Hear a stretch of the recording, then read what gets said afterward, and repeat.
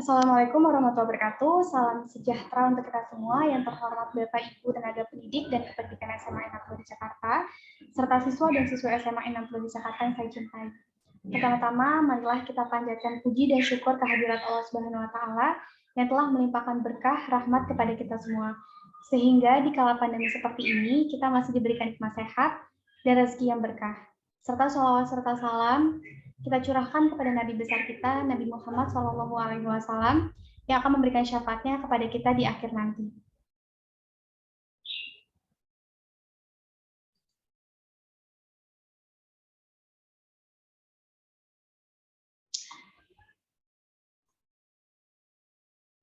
Bapak Ibu pendidik dan kependidikan serta siswa dan siswa SMA 60 di Jakarta yang dapat menyimak pidato virtual singkat ini, saya ucapkan terima kasih telah meluangkan waktunya, karena saya tahu dan saya mengerti kita tengah menghadapi persoalan yang kompleks yang menyentuh segala aspek kehidupan kita. Seperti yang kita tahu, baru-baru ini dunia dikejutkan dengan kemunculan virus SARS-CoV-2 atau virus COVID-19 yang merupakan varian dari SARS-CoV-1 yang telah muncul pada tahun 2002 hingga 2004 di Guangdong, Cina. Dan disebabkan oleh kelompok virus yang sama, yaitu virus corona. Virus corona saat ini atau COVID-19 pertama kali teridentifikasi berasal dari Wuhan, Cina, dan menyebar secara masif pada 31 Desember 2019 ke berbagai negara. Hingga pada 3 Maret 2020, Indonesia mengumumkan temuan kasus pertama dari virus COVID-19 ini. Pernyataan WHO secara resmi mengungkapkan bahwa virus COVID-19 adalah jenis virus yang kecepatan penularannya 20 kali lebih cepat dari virus SARS. Virus COVID-19 menular melalui percikan yang dikeluarkan dari hidung dan mulut orang yang telah terinfeksi.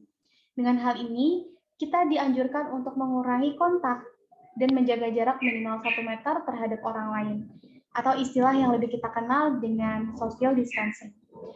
Namun, dengan melonjaknya kasus penularan COVID-19 di Indonesia, membuat pemerintah mengeluarkan kebijakan lockdown pada hampir seluruh provinsi di Indonesia.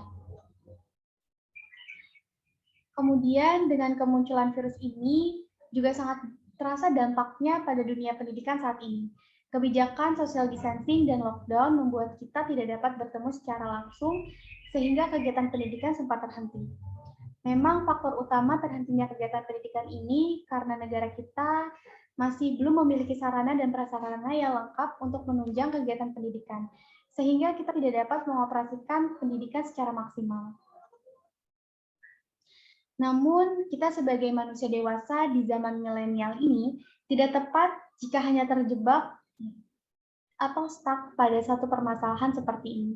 Kita masih bisa mengupayakan dengan memanfaatkan teknologi yang kita miliki. Dengan begitu, kita masih bisa melanjutkan kegiatan pendidikan yang sempat terhenti, walau hanya dengan tatap maya. Mungkin dengan tenaga pendidik dan kependidikan serta siswa dan siswa SMA 60 di Jakarta yang masih memiliki kendala untuk bisa menyesuaikan dengan sistem pendidikan saat ini, saya paham dan saya mengerti tidak mudah untuk menyesuaikan dengan keadaan sistem pendidikan saat ini.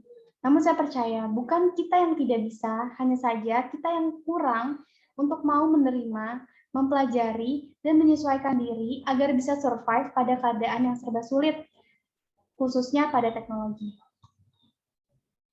Untuk itu, saya menghimbau pada warga sekolah SMA 60 di Jakarta untuk mau secara sadar meningkatkan motivasi dan semangat dalam diri untuk mau berlatih dan belajar sehingga kita dapat menyesuaikan dengan keadaan pendidikan saat ini.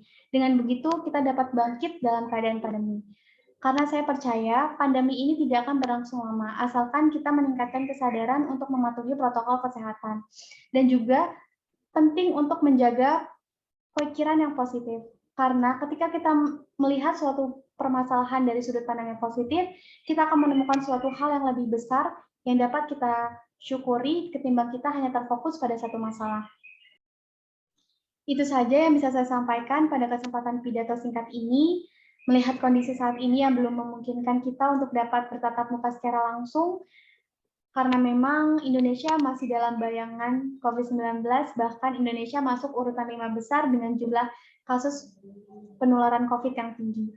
Untuk itu, mari kita tingkatkan kesadaran untuk mematuhi protokol kesehatan dengan memakai masker minimal 2 lapis, menjaga jarak minimal 1 meter, menggunakan sabun untuk terus mencuci tangan atau menggunakan hand sanitizer, dan juga menjaga kesehatan dengan banyak memakan makanan yang bergizi tinggi, minum air yang cukup, berolahraga, dan yang paling penting menjaga pikiran agar tetap positif.